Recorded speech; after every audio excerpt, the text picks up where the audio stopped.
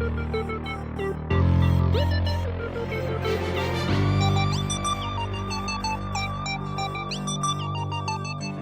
to the Northbound Wealth Podcast. All opinions expressed by me, my co-hosts, or my guests are solely our own opinions and do not reflect the opinions of Northbound Wealth Management. This podcast is for informational and educational purposes only and is not intended as personalized recommendations or fiduciary advice. It is not intended to provide and should not be relied upon for any investment, accounting, legal, and tax advice or as a solicitation to offer or buy any securities. Clients of Northbound Wealth Management may maintain positions in the securities discussed in this podcast. Hello, everyone. This is July 4th, 2023. It's been a few weeks since I last posted a podcast to Apple and Spotify, but it was all for good reason. I've been working on getting Indie Pod Lab up and running along with a couple of partners, Matt Zappizzotti, as well as Tom Marquell. So we are very close to launching out. So stay tuned for having our podcast here of Northbound Wealth Management in the studio of Indie Pod Lab. So we'll be excited about that. All right, here we go. Without further ado, let's dive into the weekly market insights. The economy continues an upward trend. Stocks posted gains for the week to close out a stellar month, aided by positive economic data and reports that all major banks had passed the Federal Reserve's annual stress tests. The Dow Jones Industrial Average gained 2.02%, while the S&P 500 rose 2.35%. The NASDAQ Composite Index added 2.19%. The MSCI EFA Index, which tracks developed overseas stock markets, increased by 0.76%. So what does that mean for the Dow? The Dow closed last week at 34,407. Year to date, that's up 3.80%. The NASDAQ closed at 13,787. That closed at 31.73% for the year. MSCI EFA Index closed at 2113. That's up 8.73% for the year. The S&P 500 closed last week at 4,450. That's year to date up 15.91%. The 10-year Treasury note closed at 3.81% year to date. That's up basically 0.07%, flat on the year. Stocks climb as recession fears ease. So investors shrugged off weekend news of a short-lived insurrection in Russia and calls later in the week for more restrictive monetary policies from global central bankers. What powered early week gains? Good question. New home sales, durable goods orders, and a rise in consumer confidence proved influential. More so were Thursday's reports of a drop in initial jobless claims, an upward revision in the first quarter GDP growth, which helped allay recession fears. The results of the Fed's annual bank stress tests, which all major banks passed, further emboldened investors. Stock prices rallied Friday following an encouraging inflation report, capping an end to a solid week, month, and first half of 2023. And by the way, on that note, I just released this week the Northbound Wealth 2023 halftime report. So check that out on YouTube, and then also be looking in your inboxes if you're a client and on social media for that update. It's about 30 minutes. I go over 4 key areas. You'll want to check that out as it's being released this week in waves. All right. So global central bankers meet at last week's European Central Bank Forum. Central bank governors from around the world gathered to discuss their monetary outlook and the policies needed to manage inflation amid unexpected economic growth. Fed Chair Powell reiterated that more rate hikes were coming owing to a robust labor market. He added that he wouldn't dismiss the idea of hiking rates at consecutive FOMC meetings. While saying there is a possibility of an economic downturn, Powell didn't believe it was the most likely case. Meanwhile, bankers from the ECB and the UK echoed Powell's comments, declaring that further rate hikes are needed to tame their still elevated inflation rates. This week, key economic data. So the PMI Manufacturing Index, Institute for Supply Chain Management, or ISM surveys are being released on Monday. Wednesday, factory orders, FOMC minutes, which we're all paying attention to. Thursday, ADP Employment Report, Jobless Claims, Institute for Supply Chain Management Services Index, Purchasing Managers Index, or PMI composite. We're all focused on that one. That one will be an important one. And then the JOLTS survey, or job openings and turnovers. So we're going to pay attention to that Thursday. Friday, employment situation updates. All right, this week, notable companies reporting earnings. We've got Seven & I Holdings and Levi Strauss. Next week is the big week, kicking off earnings, starting with all the major banks. And I'll be paying attention to their guidance and their reporting. Tax tip. Can you claim the child care tax credit for other dependents? Even though you may not be able to claim the child tax credit, you may be able to claim the credit for other dependents under your care. The IRS issues a max of $500 for each dependent who meets specific conditions. These conditions include dependents who are 17 or older on December 31st of the tax year, dependents who have individual tax identification numbers, dependents living with the taxpayer for more than 6 months of the year.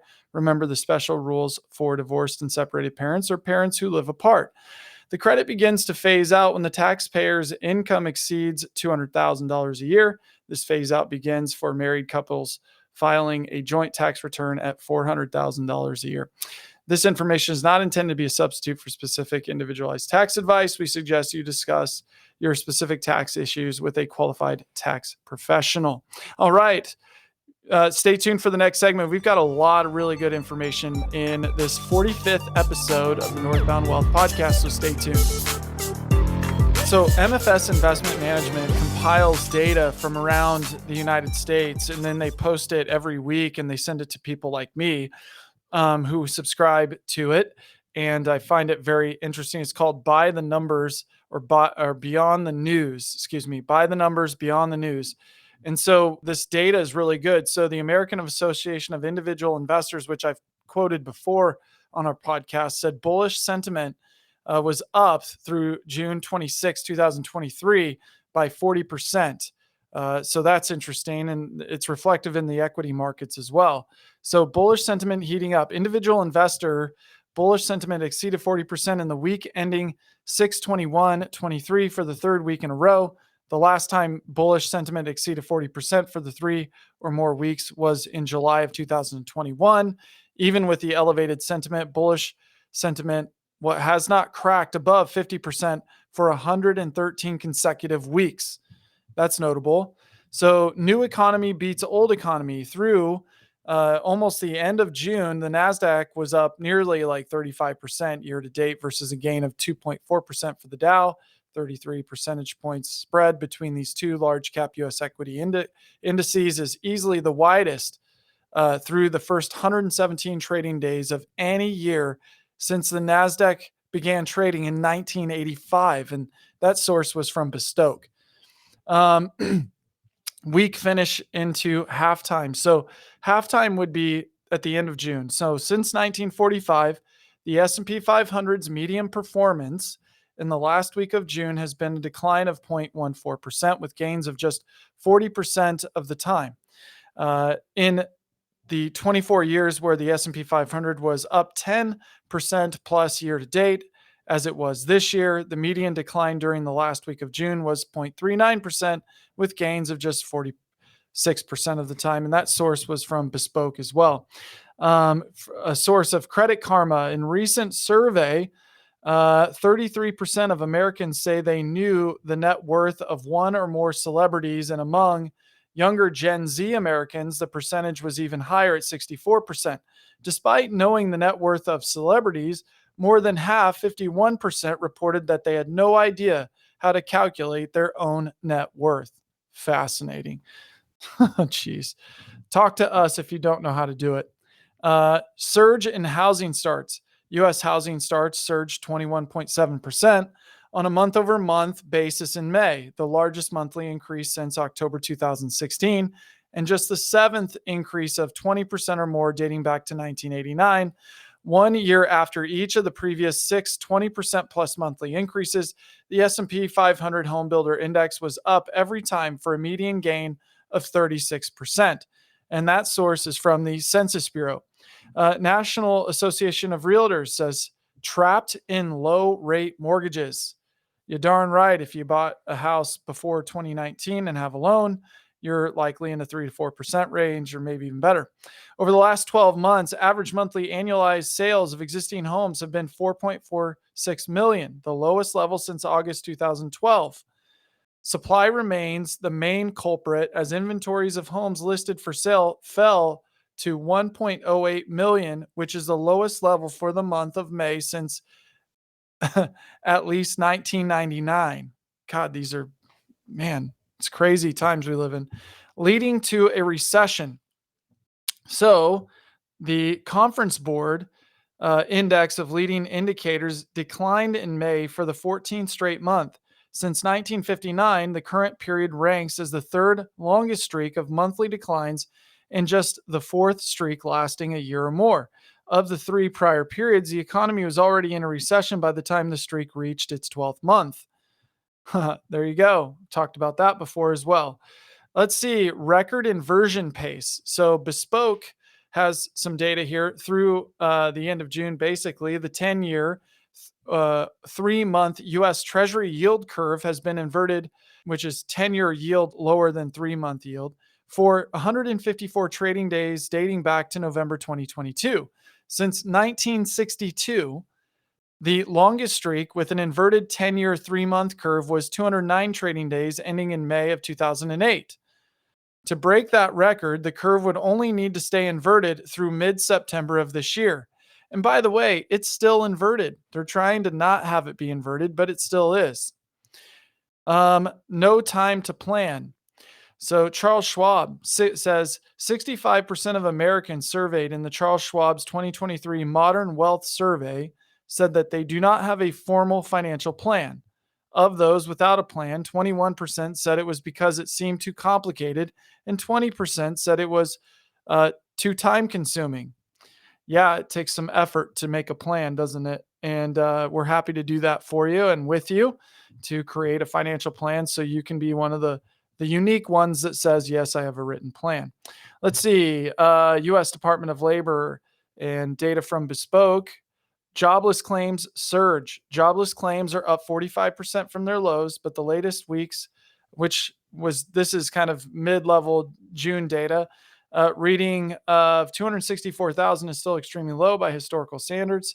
Since 2016, the median weekly level of initial jobless claims had been 235,000, but in the 1,878 weeks recorded from 1980 through 2015, there was just 1 week where claims came in below 260,000, and the median weekly reading over this period was 360,000. Let's see, big city blues. This is from Indeed, actually. Job postings in the U.S. tracked daily by Indeed are down 21% from all-time highs made on 12/31 of 2021. Major cities with populations above 3 million have seen job postings fall the most at 25+%, while metros with less than 1 million people have seen postings fall the least at 17%. Interesting there. Welcome, North Carolina. So this is from the Duke Chronicle. Earlier this month, this was in June, North Carolina became the 38th state to legalize sports betting and the 29th to allow mobile wagering. North Carolina will collect an 18% tax on gross wagering revenues and use some of those proceeds to fund gambling, addiction, education, and treatment programs, as well as collegiate athletic departments and other youth sports programs across the state. That wraps it up for Beyond the News. By the numbers, MFS Investment Management. Really appreciate them summarizing a lot of interesting data across the street and providing that to us, so that I thought I'd share it with you. On to the next segment. Hey, this is Brent Foster, and I want to talk about what the Daily Upside sent out today. It's about white collar woes. So you guys might be wondering, what the heck is that? Let's see. We are in a recession, if you ask high earning Americans. It's a quandary worth of Shakespeare. Are we or are we not in a recession? The answer, it turns out, may depend on your tax bracket. The unemployment rate still hovers around historic lows. Inflation is finally falling and GDP keeps ticking up. But for high-earning Americans, fresh off a couple of rollicking pandemic years, it's beginning to feel a bit more like a recession, according to recent analysis by the Wall Street Journal. Down and out in the metropolitan and union clubs. Oh, how the tables have slightly turned. Thanks to the tight labor market, wage growth among lower paid and less educated laborers has finally outstripped that of their higher paid, higher educated counterparts after 4 decades of increasing wage inequity or inequality. According to a recent research paper published by the National Bureau of Economic Research, that dovetails with Labor Department data that shows that recent wage growth among the highest earners in the bottom 10% has surpassed the rate of inflation, while those in the 90th percentile have seen wages fall behind rising prices. Meanwhile, ritzy jobs in the New York City securities industry saw a sizable 26% haircut to typical end-of-year bonuses in 2022, down to just $176,700, according to state-level data. And it's not just income where society's upper crust, or at least the lowest rungs of the upper crust, are feeling the sting. There's a reason why newspaper business sections feature seemingly contradictory headlines about both historically low unemployment rates and massive waves of high-profile layoffs. Roughly 1/3 of layoffs announced by American companies this year have stemmed from technology or the tech sector. Meta, for example, where the median salary is nearly $300,000, has cut thousands of employees so far this year. Wall Street has been far from immune to layoffs this year as well. Meanwhile, Bank of America Institute economists say that the number of households earning at least $125,000 receiving unemployment benefits was up 40% in April compared to a year before, a spike 5 times that of households earning less than $50,000. And that's only the 30 states in which laid-off workers receive benefits via direct deposit, a list of states that crucially doesn't include California and its ailing tech hub. The downturn has led, unsurprisingly, to some belt tightening. The Bank of America Institute of Economists also found that discretionary credit and debit card spending dipped in April year over year for high-income households, even though it increased for most other households. Of course, surely you've shed a crocodile tear or two by this point. High-earning Americans will likely be okay, even if they're increasingly living paycheck to paycheck. But in California, home to an outsized share of the nation's homeless population, loss of a job or income was listed as the leading cause for homelessness in a new comprehensive study from the researchers of the University of California.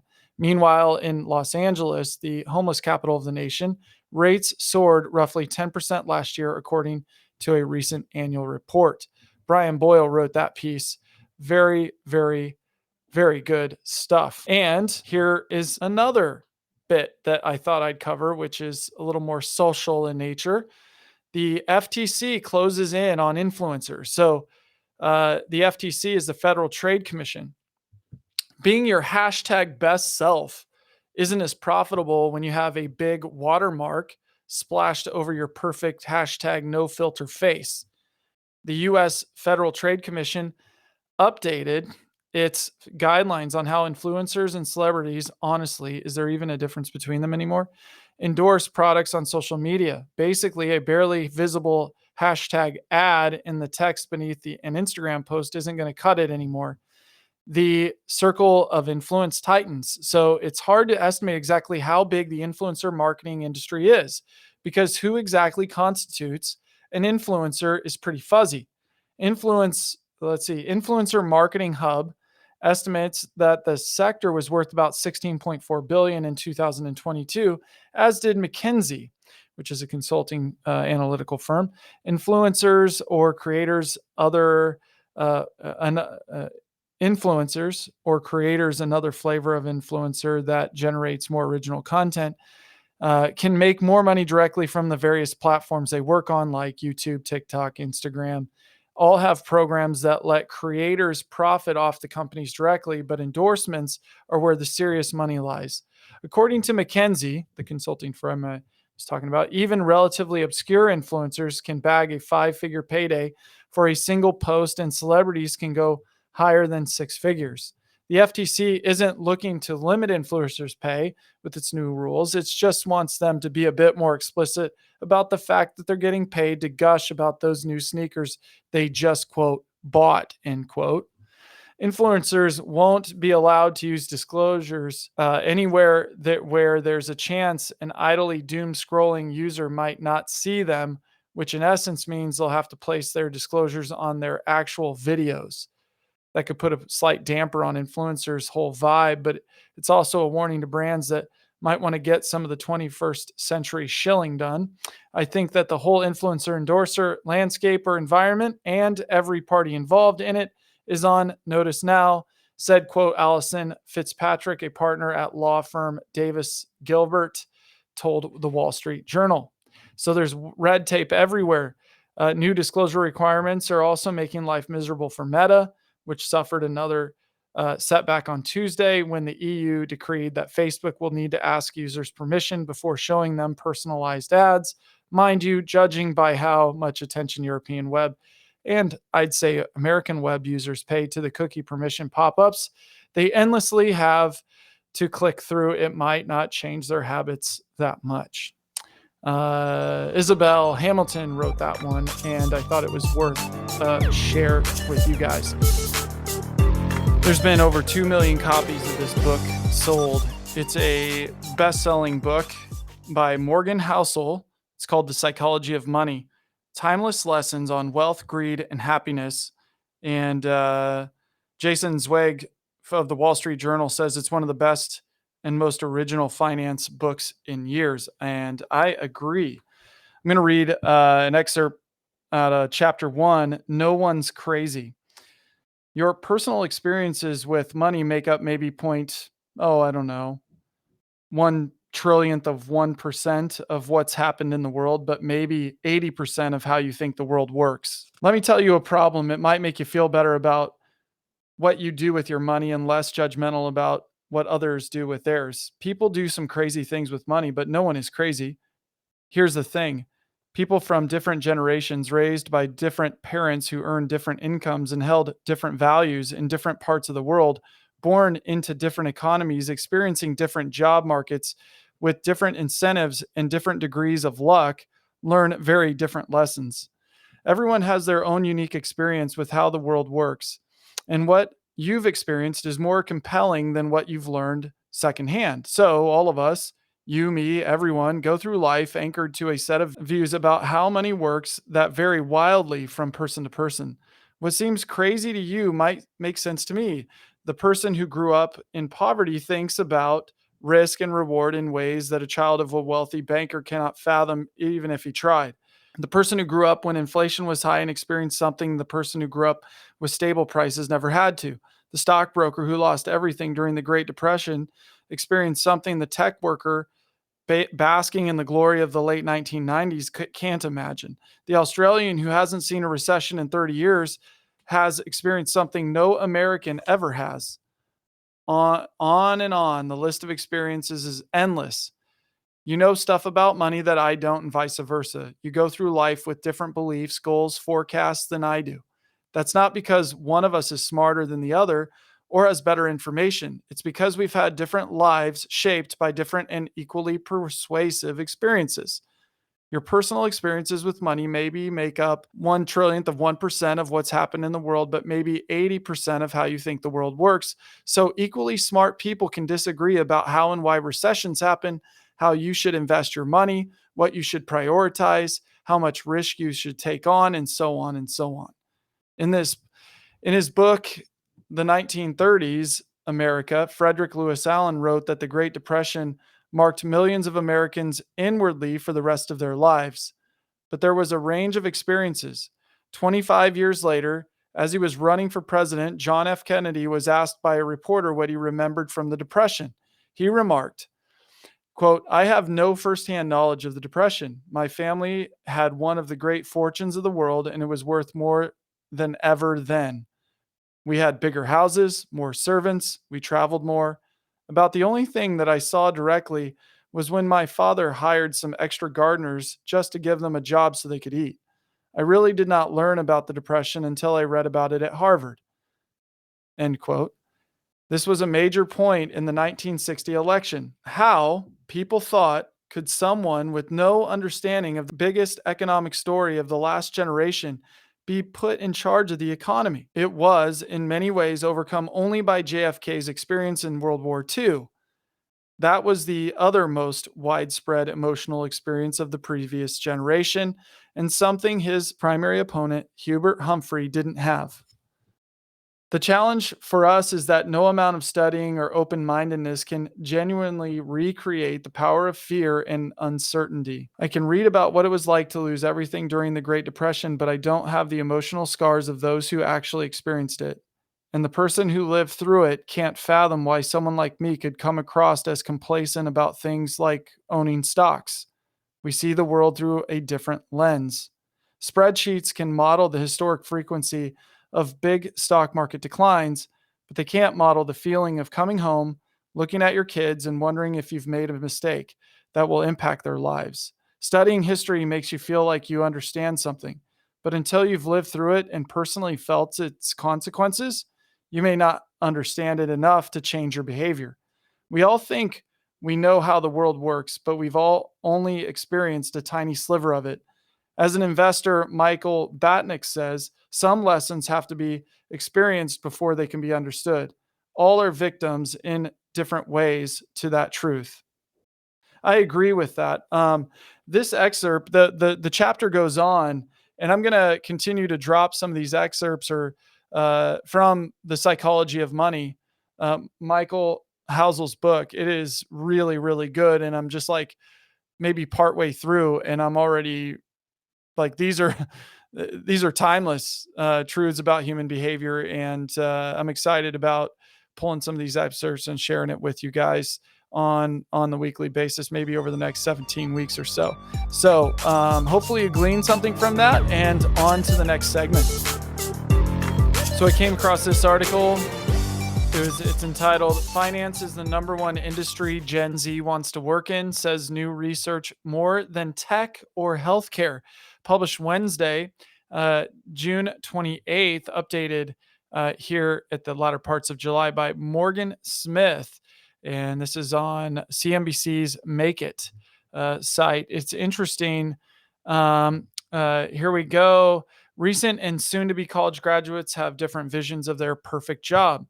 Some want to work in New York, while others might aspire to be their own bosses. But many Gen Zers are dreaming of a career in finance. Finance is considered to be the most desirable, stable sector to work in among 18 to 25-year-olds, beating out tech and healthcare and education, according to a new report from the CFA Institute, a nonprofit focused on financial education. Close to 10,000 current college students and recent graduates in 13 countries, including the US, Canada, and Mexico, were polled for the report. The survey results are a stark contrast to those in 2021, when finance was ranked 5th in popularity among college students and recent graduates, behind the same industries as well as business. To be sure, finance has not been immune to the challenges that have afflicted tech, healthcare, education, and other industries, including, but not limited to, overhiring, employee burnout, and battles over returning to the office. What has set finance apart from its competitors and made it the career path du jour among Gen Zers is how finance companies have responded to these challenges. As other industries pause hiring, college career advisors and industry professionals say financial firms are upping their recruiting efforts on college campuses to attract Gen Zers. And basically, they're targeting campuses where tech has left them behind. AJ Ehrenstein has been counseling college students on their careers for 15 years. In 2023, he says, has been the worst year for rescinded job offers in tech that he has ever seen. Financial firms seeing the chance to hire engineers, developers, and data scientists are scooping up the talent unlocked by layoffs and hiring freezes in Silicon Valley. These companies are approaching us and asking for opportunities to be present on campuses to recruit business and computer science majors, says Ehrenstein, who is now the assistant vice president of a lifelong success at Barnard College. Quote, he says they're investing more time and money on campuses and showing a clear interest in widening their talent pools and pipelines when other companies have pulled back. So it's an opportunity for financial firms to pick up good talent. There's been a consistent increase in the number of graduates working in finance between 2020 and 2022. 13% of graduates in the class of 2020 entered the finance field, while 18% of the class found jobs in finance. Aaronstein expects this number to be even higher as for the class of 2023. Financial firms are facing a more competitive market for talent than they were 10 years ago, when they almost always had the first pick of hiring graduates from top colleges and universities, says Rodri Priest, senior head of research at the CFA Institute. One way they're setting themselves apart, adds, is by being the most visible on campuses. Larger companies like JP Morgan Chase and Fidelity Investments are hosting more online job fairs and on-campus recruiting events compared to years past, says Christine Cruz Varaga, Chief Education Strategy Officer at Handshake, a networking platform serving more than 13 million college students. Their efforts are paying off. Handshake has seen an increase of 26% in applications to full-time finance jobs this year compared to 2022. JP Morgan Chase received over 8,000 applications alone on Handshake from tech majors since the start of 2023, a 74% increase in the number of applications from tech talent last year. Let's see, promises of stability and a six-figure paycheck. Driven by inflation and concerns around layoffs, Gen Zs, they're prioritizing stable employment and salary over location and brand name in their job search. One of the main reasons they're showing less interest in working for tech companies, according to recent data from Handshake. Wall Street has been hit by layoffs and hiring freezes too, but it's worse in tech. Amazon, Meta, and other tech companies have cut nearly 200,000 jobs since October, more than twice as many in finance, Bloomberg reports. In a precious job market, Gen Zers are going where fewer roles are cut. Financial firms have existed through a lot of ups and downs. They feel more secure to go out and work for a company that's been around 50 to 100 years versus a startup that didn't exist 10 years ago. Most of the popular careers among young professionals are those with high income potential. The CFA Institute found and entry-level salaries in finance have remained relatively high in recent years. Investment banking analysts at major firms can expect to make nearly $200,000 in their first year out of college, CNBC has previously reported. Now, by the way, those are for the top jobs. So $200,000 a year is not typical, in my opinion, for those jobs. Now, CFA Institute wise, if you have a CFA, then sure, but it's interesting that they're reporting such a high number. Even if some finance employers are falling short on their promises to offer flexible work option, Cruz Varaga says more young people are willing to trade in the freedom of working from home for job security and a solid salary. It might be a difficult trade-off to make, she adds, but you can't always get everything you want from a job on your list. So there you go. The headline grabbed my attention, thought I'd share it with you. I posted that to social media. But finance is the number one industry for Gen Zers who want to work. And it's more than tech or healthcare. What say you? I'm interested to hear what your feedback is around that. Is that actually true, or is that just a Wall Street article trying to get us to focus on the wrong things? Anyway, I think finance in the industry is a good one to be in. Have a great week, and we'll circle back next week. Be looking for the next release of the podcast. It'll be the 46th episode coming up. Have a great week. Talk to you soon.